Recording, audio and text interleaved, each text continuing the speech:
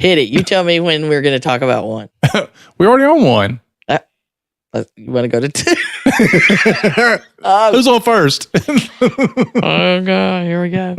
This is going well, folks. This is what happens when we have to do take two. You're listening to the Help Me with HIPAA podcast, where HIPAA and humor collide to make learning fun. Your delightful hosts are Donna Grindle and David Sims. Relax. HIPAA help is on the way. Welcome to another exciting episode of Help Me with HIPAA. I am your host, David Sims from HIPAA for MSPs, and joining me is Donna Grindle of Card and Compliance. The listeners don't know this, but this is take two. No, we're having technical difficulties. Yeah. We can't just put that up on an episode when it's pre-recorded. This is why we don't do it live. Yeah. So, well, what about 13 minutes in, everything just died? Yeah. So, I went away. Yeah. David, I can't manage a whole thing without hearing some smart comment from David. And I was like having a conversation with myself. It was, here we go, take two. Let's try this again. So we are going to dive into some topics today. We're going to look at, I think, 19 different things that you can do to make sure that people who access your systems, your employees, business associates, and such, people who have authorized access are not doing anything that they shouldn't be, because you don't always have to look at the malicious or the intentional problems like hacking and viruses and malware and all that. Sometimes those things can be the effect of somebody who has access and they're doing things they shouldn't be doing, or they click on something they shouldn't be. And like I said, that may or may not be malicious. It's just things that happen because it's the people. There you go. That's what we say. It's the people. Exactly. So there has been some recent bulletins and tips that have come out on that. So we're going to cover that in today's exciting episode. We do our best to make HIPAA exciting, people. It's a challenge. That's David's job. But this is all based on a memo that came out August 1st that OCR published. It doesn't make headlines because it's just telling you how to do things. It's not $5.5 million like recent kinds of settlements. But it has like real things to do. And everybody says, and I don't know what I'm supposed to do. And then when we tell them what they're supposed to do, they're like, well, I don't want to do that. Okay, well, I'm sorry. But in order to have security is not convenient. That's what we have to say. Every time it gets frustrated, security is not convenient. And the insider threats, according to the memo that they pointed out, it's whether it's malicious or not, intentional, whatever, it still makes a big mess. And we're probably going to hear later about some guy named Bubba, David, that accidentally... I didn't mean to cut that line. It turned off. Didn't mean to do it the first time. Didn't mean to do it the first time, man. But your entire area lost internet. Yesterday it did. So, yes, as I'm trying to walk out the door of the office, everybody comes running in like the place is on fire. The internet's down. So you've seen the commercials probably where it's like 5 minutes after internet. Yeah. 10 minutes after internet, people are going nuts. So it took a few minutes, but the phone started ringing. Of course, we have voice over IP phones, so they didn't ring because they were down. So my cell phone starts ringing, and I have the voice over IP app on my phone. So as long as I've got Verizon service, it'll still pull in my phone calls. So my phone's ringing, and clients are like, "The internet's down. Can you come help me?" I'm like, no, it's down for me too. It's down everywhere. I got in touch with somebody who had some insider knowledge, and they said it's down all over the place. So you have a single internet service provider in your town area, and they went down. So there's a reason to not have a monopoly on something that is the backbone of all business today. You got to have redundancy. In the dictionary on redundant, it says see redundant. That's a Robin Williams line from way back. But anyway, you're probably going to hear that was some sort of unintentional, we hope unintentional event by people. People the somewhere. dark overlord. It's always the people. They'll make a mistake. And you can't not be human. But at the same time, the malicious, intentional mistakes, those are the ones that this memo is specifically targeting to say, if you have a malicious insider, then you're more likely, clearly it's a malicious insider because they're doing things that are wrong. Otherwise, you're not a malicious insider, right? Mm-hmm. So it starts with a definition by the Computer Emergency Response Team, U.S. CERT. I think that's what it stands for. Otherwise, it sounds good, right? If when you get an acronym, find something that makes sense, use it, have confidence. But they define a malicious insider threat as a current or former employee, contractor, or business partner. So one of those who has or had access to an organization's network, system, or data. And I particularly like that line because it makes it clear with all those people who said, I'm not a business associate because I don't access the data. I just have control of the network and all the systems at an administrative level. Right. You know those people, right, David? Yeah. That's like saying, I can't change the channel on the radio, but I have keys to the car. You don't have to worry about me. I'm not going to do that. I'm good. I don't need insurance. So it is clear in that statement that you've got things to worry about if you have access to the network, system, or data. And has intentionally exceeded or intentionally used that access in a manner that negatively, I always have a hard time with it. Say that again. I have a hard time with that. Negatively, I have to separate them. Negatively affect the CIA, confidentiality, integrity, and availability of the organization's information or information systems, going back to the previous point. So if a malicious insider does something that affects your ability to access your internal systems, that's part, if somebody does that inside on purpose, that makes them a malicious insider. So there you have it. And according to a survey that involved U.S. Secret Service, CERT, CSO Magazine, Deloitte, most common e-crimes are committed by insiders, unauthorized access to or use of organizations' information, which gets us to, the ones where they're involved in a lawsuit. There's the one where the pharmacist, her husband is involved in a lawsuit with his ex-baby mama, and the pharmacist looks up her records and gets her medications and then uses that in the lawsuit. I mean, it's like crazy stuff. So you never know what's going to happen with that, or you've got them stealing it for like identity theft and those kind of things. Exposure of private or sensitive data. We don't have to go any further than the Facebook post. It's Facebook, people. It's not reality. The No Mo Hose group.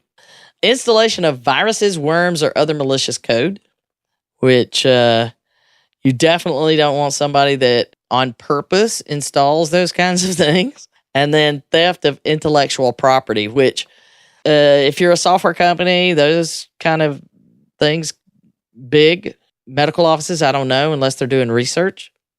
So there is the thing that's defining what is a malicious insider and the things that they do, and most often you should be worried about. So then the memo goes on to say, here's a whole bunch of stuff, and they give you a 2-sentence paragraph telling you about all the policies and procedures you need to create, and that you need to do screening of the individuals.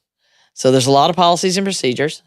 And, when we did our discussion on policy and procedure templates, David, and you were talking about how you sat down in front of I've got to write a policy and procedure, and it was a blank page. Mm-hmm. So I need you to write a policy and procedure to mitigate the possibility of theft, sabotage of systems or devices, fraud, enforce separation of duties and least privileges, applying rules that control and manage access, configuration changes, and authentications to information systems, and applications that cremate PHI. Could you hook that up? Sure.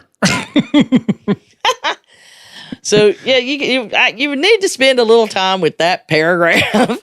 That paragraph alone could take you a couple of days. Yeah.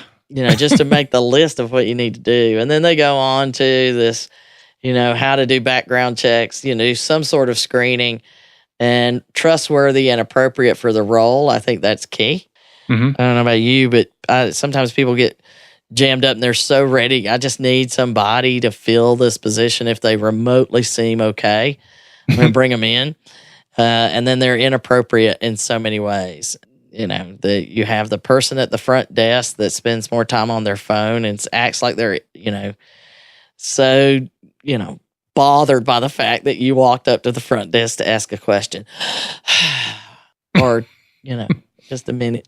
Like, hold on, there's a Pokemon right here. Don't move. Or they put their finger up and then take a call on their cell phone. That one's the one that just, makes. Or take a call, period. Don't get me going down that road. I think if you got somebody standing in front of you, they take precedence over the stupid phone ringing. Well, and the people who say, just a second, please, and they pick up the phone and they say, this is the office, because they're responsible for answering the phone if they're at the front desk, and they say, so-and-so office, can you please hold? And they put them on hold, and then they deal with you. I'm fine. But don't take their call completely, unless it's an emergency. And, when you work in medical, you kind of have to deal with that sometimes, whether it's, cardiac care or pediatrics or any of those, even psychiatry. I mean, I've had, I think I've told that story before.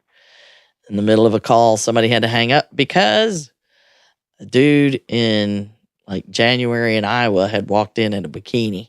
A woman's bikini, sat down like it was no big deal. He's freezing to death. I need to look into this.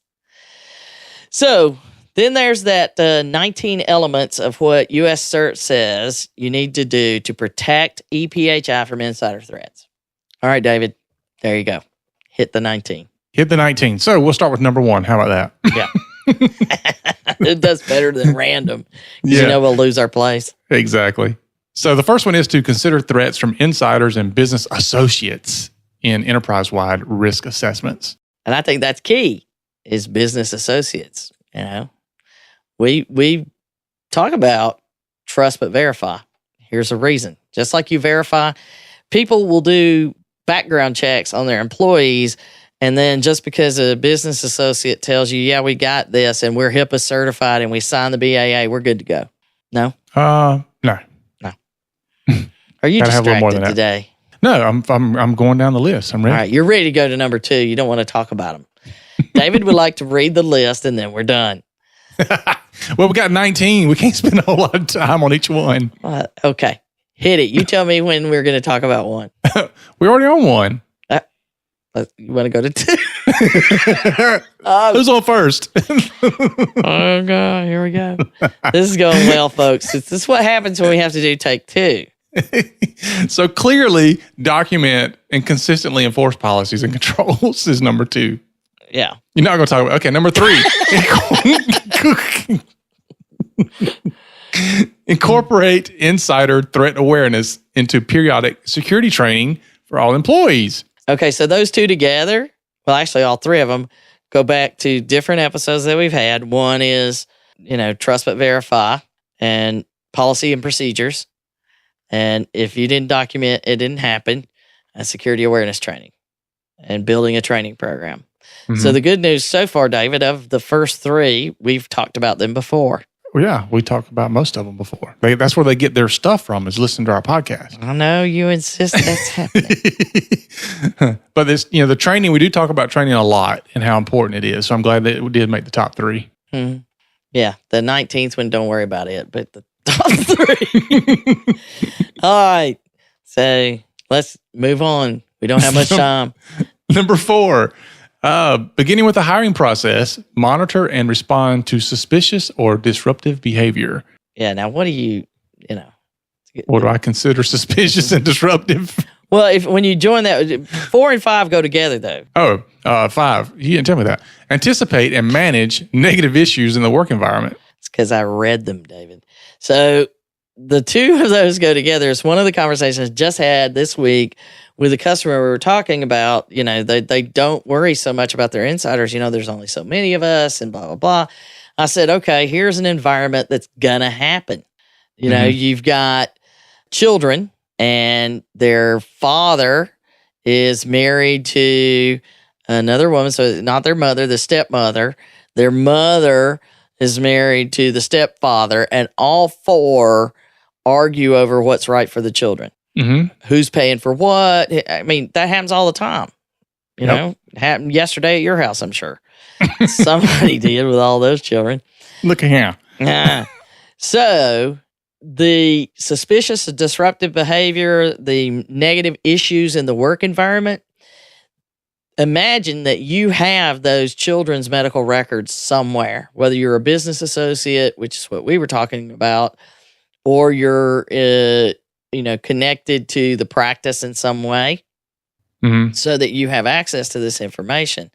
Or, it doesn't even have to be the kids. It could be any number of things, like the pharmacist that's looking at the drug information from somebody else.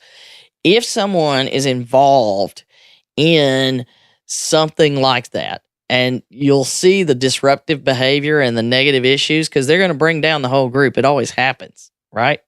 Right. Happens to you. It affects your environment. You need to pay attention. You can't just say, that again, and I got to get my work done. That could be part of your work. So don't forget that. Mm-hmm. Be ready to deal with it. So there you go. There's 4 and 5 added together. Very good. Number 6, know your assets. I know that's killing you, isn't it? Just to say it. I'm leaving it alone. Yeah. But that goes back to our episode on, do you know where your PHI is? Mm-hmm. And how important it is to identify all of those, and medical devices, where we talked about making sure those are on your risk analysis. And those unencrypted laptops that are somehow always unlocked cars. I know. What is the deal with that? I don't know. Yeah. Hopefully that's better. So number 7, implement strict password. Now here we go. Go ahead and put a caveat in here. This is the most complained about thing we see in IT. Implement strict password and account management policies and practices. I'll let you hit that one. You just go ahead. It's just the whole password thing. Every time I do this, I get people they complain. Why does a password have to change every 90 days or 6 months? Why can't the password be something easy? I've got 15,000 other passwords and I can't remember another one. Why can't I write it down and stick it on my monitor? It's just, it's crazy. Or has anybody got the password list? Can we have the password list? Yeah. Can somebody go get it? Really? Oh, no, it's in that spreadsheet. It's in Dropbox. Yeah. Or even better, I'm working on a computer for a client. I'm like, I need you to log in here. Oh, there's no password. Just click it. Just click log in. Or what? Okay. Or everybody's password is their name, and everybody knows everybody's passwords. Yeah. Yeah. Create anyway. Something. Yeah, it's always entertaining. Yes. So number 8, enforce separation of duties and least privilege. Some people may not understand what that one means. You go ahead with it. If you ain't got no business in there, you shouldn't be in there. But not just, you got to enforce that and only have access. Everybody's like, well, we have the ability to do that, but we just don't worry about it. That's a lot of things to set up. Yeah. Mm-hmm. Yeah, well, you should be setting it up. Mm-hmm. Number 9, define explicit security agreements for any cloud services, especially access restrictions and monitoring capabilities. So this is where the IT part falls in. Mm-hmm. They're talking about the cloud services because, I can throw that stuff up to the cloud, or I can give somebody access to the cloud. A lot of things can happen in there. Mm-hmm.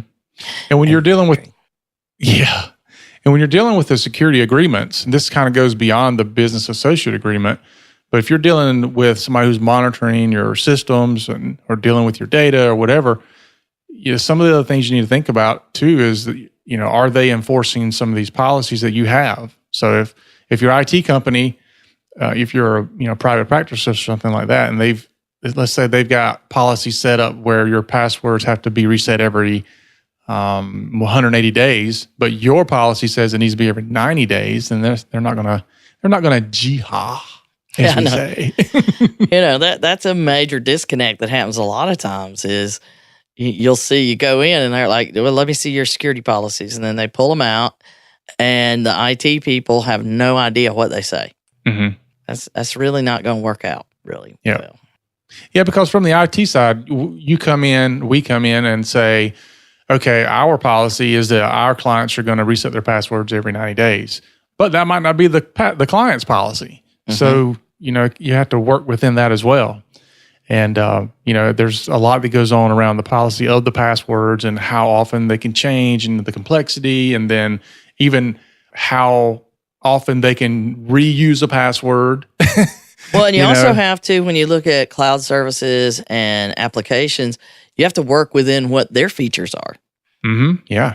So that's also, something to pay attention to, is that you can have a policy, but if the application doesn't allow you to enforce that, how are you going to enforce it? And that's what I think this is saying, is you better make clear what you need to enforce. Right. So number 10, institute stringent access controls and monitoring policies on privileged users. And a lot of people don't think about that. Yeah. So who would be a privileged user? Are you privileged? When I get to make all of the rules, then yes, I am. The biggest issue would be when you have people that have admin rights to be able to set up users and all those things, to just assume that their life isn't going off the deep end where they might want to be able to make bad decisions. You can't do that. You've got to be able to ask the questions. So the only privileged user that doesn't get watched after should be the owner. And even then, got to ask some questions. There's cases of companies where, like multiple vice presidents got together and stole all the data and left. Mm-hmm. It's not unheard of. I've had it happen with some of my clients a few years ago. Mm-hmm. Two partners were splitting up, and one of them stole all the patient list and data and everything else. Mm-hmm. And because they had the authority to do it. Mm-hmm. So just because, you got to make decisions and enforce some of these policies, and you don't have these things in place because everything usually goes right. You're exactly right. Yeah. So to tell me you don't have to worry about it, most of the people where that happened to them, that's just like I tell people, if 2 weeks ago I told some of these people they should worry about it and they said, nah, they wish they had listened to me when it goes sideways on them. So, yeah. Carry on. Number 11, for some reason, this first word always makes me think of you. Institutionalize system control changes, or system change controls. Institutionalize. Thank you every time I say that. So, what does that say to you, though? What about you, institutionalized, or the system change controls? Hey, I write you letters every time I go in for a while. So that would be anything that you have change-wise within your system should be the same throughout your organization, and be able to track and audit those. So you're saying when they say institutionalized system change controls, that anytime you have system change, you should control it institutionally? That would be what I'd say.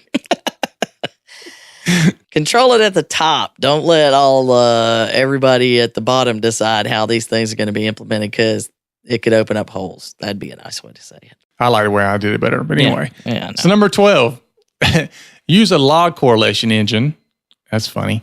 Or security information and event management, which we lovingly call a SIEM device.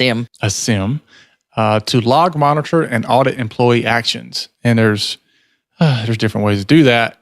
You can do that from a network device level. You can do it just strictly within your EHR application using things like Sphere. So there's definitely ways to do that fairly easily these days. Cheers. And it is one that you're supposed to do. It is in a line item under HIPAA that you're supposed to do it. And everybody says, well, how am I supposed to do that? There's a million ways to do it. You're supposed to do it. Mm-hmm.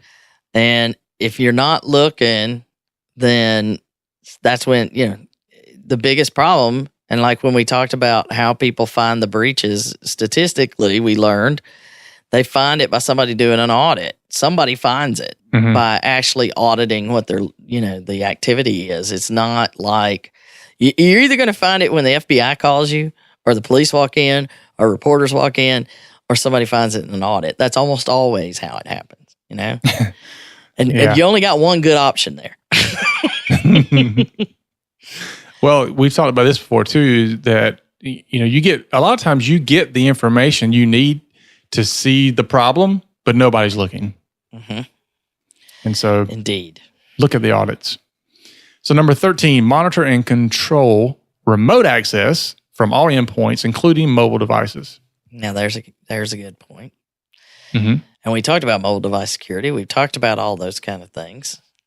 It's good. We just keep, we've done all this. Yeah. Whoa, whoa. Except for the real techie ones, which we assume people don't want us to do. Yeah. We get in enough trouble with what we have. So when we say endpoint, we mean it is a device that has access to the network or the data. Mm-hmm. All of those things could be getting you in trouble. Right. PCs, laptops, mobile devices, anything with remote access. Yes. All right. Number 14, develop a comprehensive employee termination procedure. That's my favorite. Yeah. You're fired. Nah, it's not my favorite. But yeah. Well, that's one that you see a lot of times they'll do, like in an audit, they'll say, give me the checklist that you completed the last time, the last 5 employees that left or all the employees that left in the last 6 months or something like that. That, again, is a requirement under your HIPAA laws, is to have a plan and to build that checklist. And inevitably, when we have people with that check, we even have our own internal one, and we've only had to use it like once, maybe twice. But there's stuff we add every time where we're like, I can't believe we didn't think of that. It's like, it's simple little stuff, but you have to have it down in a checklist. And so many people are like, oh, HR handles that. IT handles that. Somebody better handle all of it. Mm-hmm. There needs to be a master to make sure that everybody's doing their part. Right. Very good. Number 15, implement secure backup and recovery processes. Secure backup and recovery. So you knew where I was going with that. It's because a lot of people have backups. They just don't test them. Yeah, they never had that problem. They don't know if they work or not. Mm-hmm. And of course, with the secure backup, that would mean, especially in our world of HIPAA, you can't just choose any backup provider nor any backup option. It has to be something that is compliant and secure and meets all the regulations. Yeah, we go in all the time. We say, well, we back up to these hard drives and somebody takes them home. Are those encrypted? Is the backup encrypted on there? Blink, blink, blink, blink. What? So that's key too. But the reason that you need that is in case a malicious insider does some damage, you can get it all back. Yes, which in some cases, like ransomware and things like that we've talked about, that might be your only way that you're going to get your data back. Mm-hmm. Number 16, develop a formalized insider threat program. Which is kind of, I guess, saying take this list and put it in a policy and procedures. It's like, hey, it's a whistleblower program, A formalized insider threat program. If you see an insider threatening, please let us know. Yeah. But in the next one, I have people often ask questions when we say you're going to set what the baseline of your device's functionality is going to be. And they're like, why do I care? That's number 17. Yep. Establish a baseline of normal network device behavior. And why do you do that? Or you don't know if it's abnormal until you know what's normal. Hey. We've established that I'm normal. No. Far from it, my friend. Far from it. But that's why, because if you don't have, here's a standard, then how do you know when something's not working right? You know, because if people will just click. We know this. People doing their job, they're just going to click. Just click on through, keep working. If I can work, I'm going to keep working is what people do. Clickaholics. Or if I can get to Facebook and my email, that's all I need, you know. Well, we had plenty of people tell me that. But that means things could be going wrong behind the scenes, and because they're not told what it should be doing and to alert people, no, I can get my work done. I didn't care. I've had so many people tell me that. Why didn't you say something about this? I can get my work done. I don't care. It didn't affect me. I don't care. I can get my work done. I got to go. All right. So proceed. Number 18, be especially vigilant regarding social media.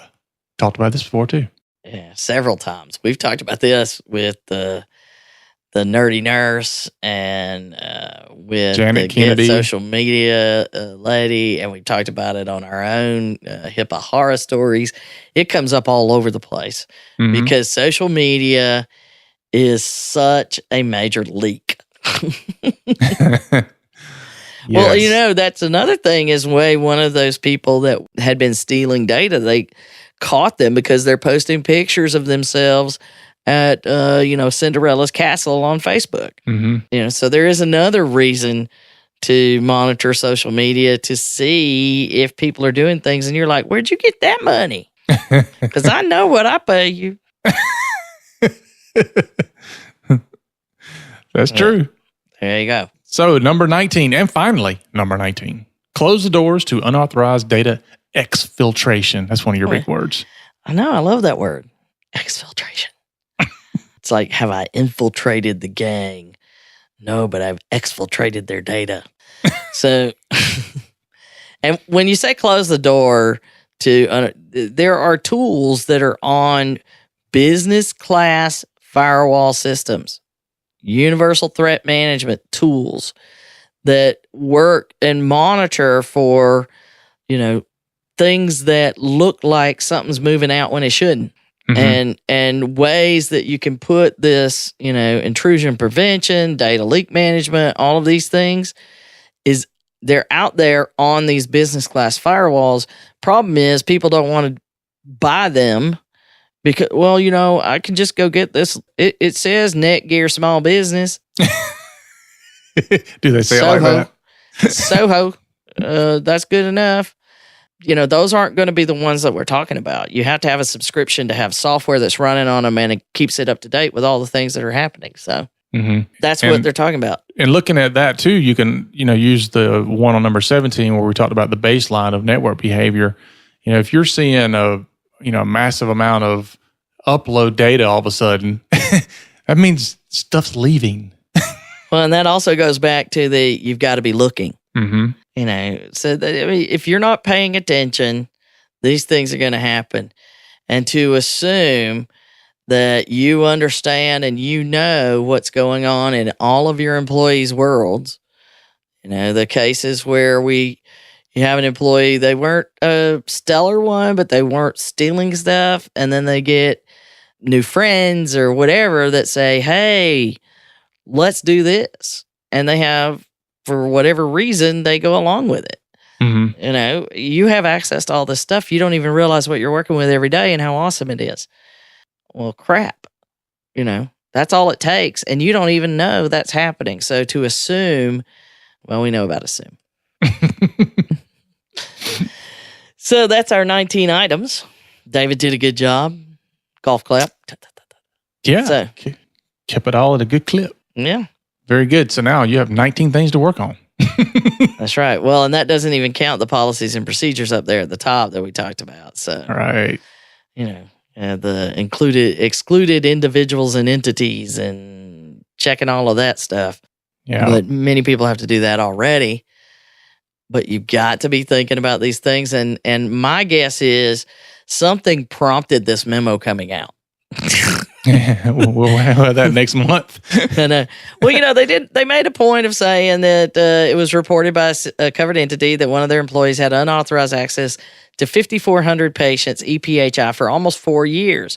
Okay. Well, and I don't remember whether I said that in the beginning of both episodes or the previous one. Take one, take two. I don't know, but I'm bringing it up now because that's probably one of the many reasons that this memo came out from OCR. So they're giving you guidance. They're telling you should know these things. All we have to do is find the time to pay attention, right? Right. Well, we've done our part, David. Yep. I've paid attention. I'm done. We've at least said you should be thinking about these things. That's all we can do. Yep. That's all we can do. We give you the information. What you do with it is up to you. So that's our show for today. Another one in the can. Another one hits the can. Yeah. So head on over to iTunes and rate this show. We appreciate anything that you will give us. Peanuts, 5 stars. We'll take it all. We work for that. And if you don't listen on the podcast, go to the website, Facebook page, any of those kind of things. Hit us up on Twitter. We're starting to get people interacting with us, and it's kind of cool. Yeah, it is. It's very cool. Because David doesn't watch. No, I don't look at that. I will not look at your Twitter. Stop asking. That's enough for today then. So head on over to our website at helpmewithhipaa.com and check out all the cool stuff we have for you there. You can also leave a question right on our front page, and we may feature it in a future podcast episode. So for Donna and myself, remember, HIPAA is not about compliance. It's about patient care. You've been listening to the Help Me with HIPAA podcast, hosted by Donna Grindle and David Sims. The show created to help you with HIPAA. For more information or to ask us a question, visit our website at helpmewithhipaa.com. Neither Donna Grindle or David Sims are attorneys, and they do not offer binding legal advice concerning regulatory compliance. The information in this podcast should not be relied upon or construed as legal advice in any way. Consult your attorney for legal advice concerning compliance with HIPAA regulations.